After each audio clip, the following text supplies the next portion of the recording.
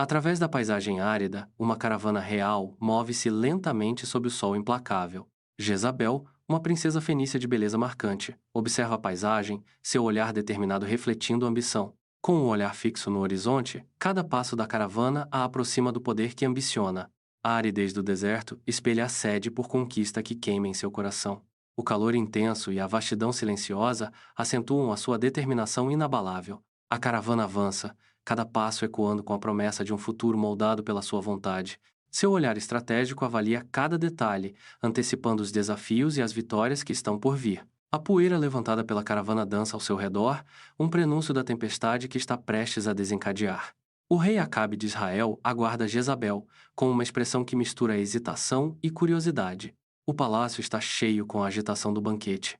Jezabel, adornada com trajes luxuosos, chega, imediatamente chamando atenção. Acabe observa Jezabel, uma mistura de fascínio e intimidação evidente em seus olhos. Jezabel declara com autoridade: Apresento os meus deuses, Baal e Astarte.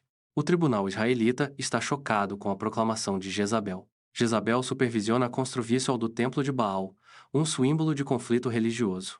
Os sacerdotes de Baal realizam rituais extravagantes. O povo de Israel observa com crescente desconforto. Na terra ensolarada de Israel, Elias lidera profetas israelitas em um protesto apaixonado contra a idolatria. Suas vozes ecoam pela terra, desafiando a idolatria predominante. Jezabel, enfurecida com o desafio deles, emite uma ordem implacável: perseguição. Guardas marcham para a frente, seus rostos sombrios, em resposta ao comando de Jezebel. Elias, sentindo o perigo iminente, toma uma decisão crucial: a fuga. Sob a capa do amanhecer, Elias começa sua jornada solitária no vasto deserto. O deserto se estende infinitamente diante dele, uma extensão implacável de areia e céu. Os dias se transformam em semanas enquanto Elias navega pela paisagem desolada, impulsionado pela fé. Ele se ajoelha, oferecendo uma oração silenciosa em meio à solidão do deserto. O corvo deixa cair a comida, oferecendo a Elias uma tábua de salvação no deserto estéril. Elias senta-se, aceitando com gratidão a provisão inesperada. Ele come, recuperando lentamente as forças a cada mordida.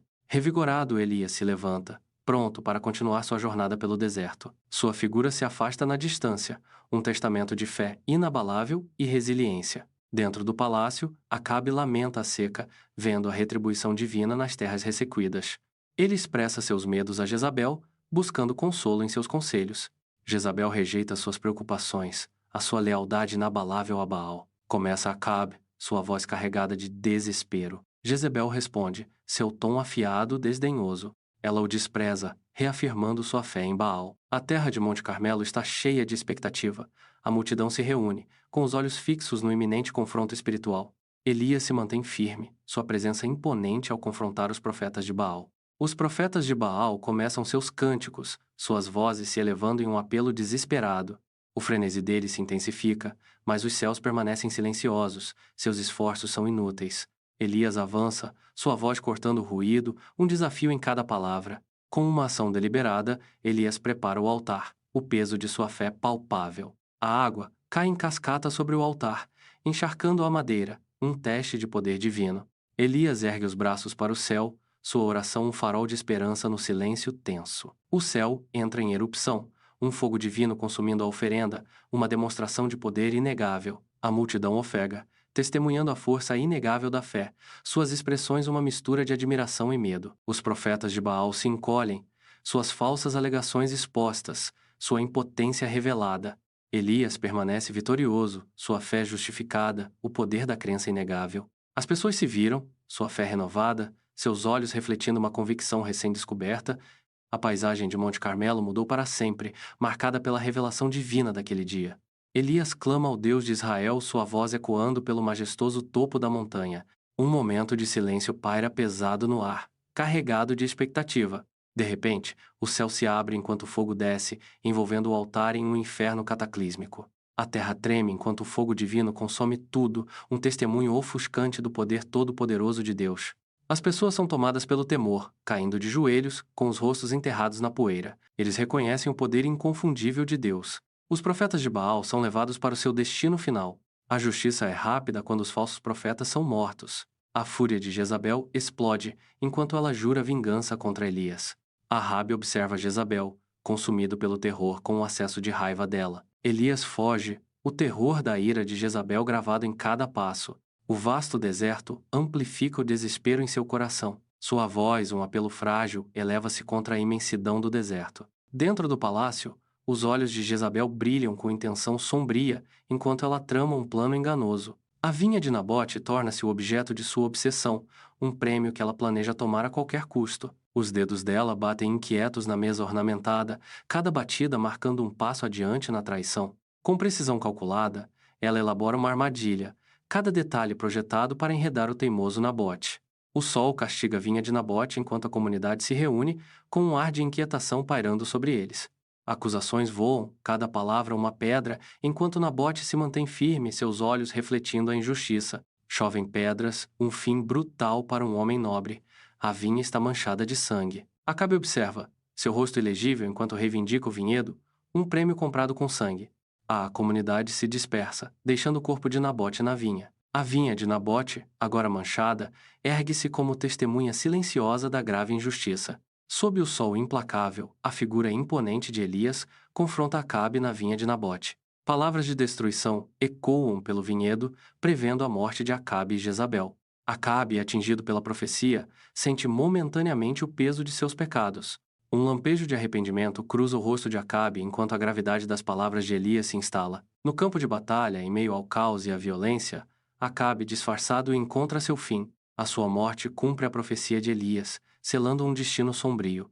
O campo de batalha continua furioso, um turbilhão de aço em choque e gritos desesperados. Poeira e fumaça enchem o ar, obscurecendo a carnificina e contribuindo para a atmosfera sombria. Guerreiros se enfrentam, suas armaduras manchadas de sangue e suor, lutando pela sobrevivência. O chão treme sob o peso de exércitos em investida, uma sinfonia de destruição. Entre os caídos, um sentimento de finalidade paira pesado, o preço da ambição pago em sangue. O sol castiga o campo devastado, indiferente ao sofrimento abaixo. Ecos de gritos de guerra persistem, uma lembrança assombrosa das vidas perdidas e das profecias cumpridas.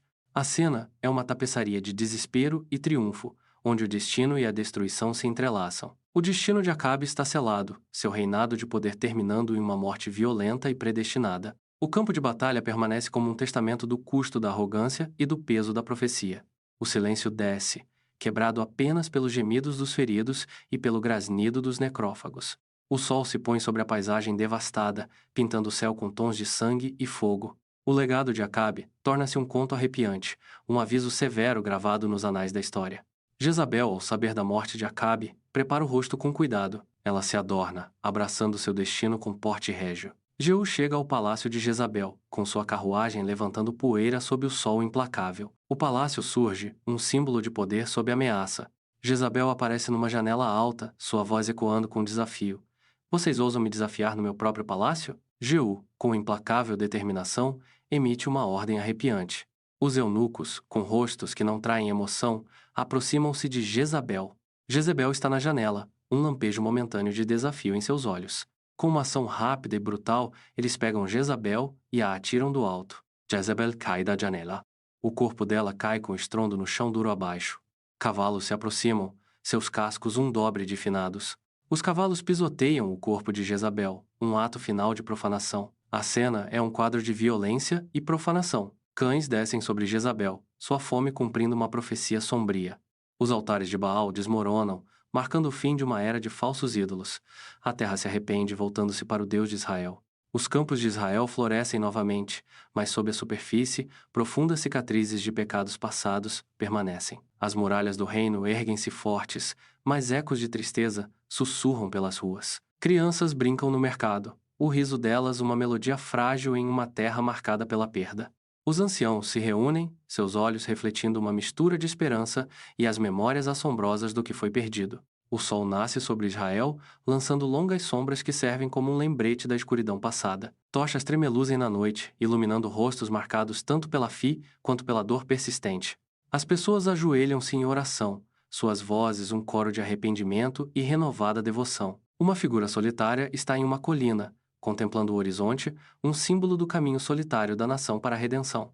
O rio flui, lavando a poeira dos velhos caminhos, mas carregando o peso da memória. Uma mãe abraça seu filho, uma promessa silenciosa de um futuro livre das sombras do passado. O som do chofar ecoa pelos vales, um chamado para lembrar e nunca esquecer. Os campos de trigo balançam na brisa, um símbolo de abundância misturado com as lágrimas daqueles que labutaram na tristeza. Uma pomba alça voo pairando sobre a terra, um farol de esperança em um céu marcado por nuvens de arrependimento. O altar do Deus de Israel é reconstruído, um testemunho do poder duradouro da fé sobre o desespero. Israel se renova, mas para sempre marcado pela tragédia que abriu o caminho para a redenção. À distância, o túmulo de Acabe se ergue, lançando uma sombra sombria sobre a vinha de Nabote. O vinhedo se estende em direção ao horizonte, uma lembrança severa do preço da ambição e do engano. A trágica história de Jezabel ecoa através dos tempos, um testemunho arrepiante da influência corruptora do poder. O vento sussurra através das folhas, carregando um aviso dos perigos da idolatria e do desejo desenfreado. O sol projeta longas sombras, simbolizando as consequências duradouras dos pecados passados. O túmulo permanece como um juiz silencioso, um monumento à natureza fugaz do poder terreno. A vinha de Nabote, outrora um símbolo de injustiça, agora floresce, um testamento à resiliência. A história de Jezabel permanece no ar, um conto de advertência gravado em pedra e solo. O túmulo de Acabe ergue-se como um monumento aos perigos da ambição desenfreada. A vinha, um símbolo de sonhos roubados, agora prospera sob um novo amanhecer. O legado de Jezabel ecoa através dos tempos, um forte lembrete das consequências do poder desenfreado. O vento sussurra através das vinhas, carregando contos de traição e redenção. O sol, poente, projeta longas sombras, um símbolo do impacto duradouro de ações passadas. O túmulo permanece como um lembrete solene da natureza fugaz da glória terrena. A vinha de Nabote, outrora um local de injustiça, agora prospera como um símbolo de esperança. A história de Jezabel serve como um aviso atemporal contra o poder corruptor da idolatria.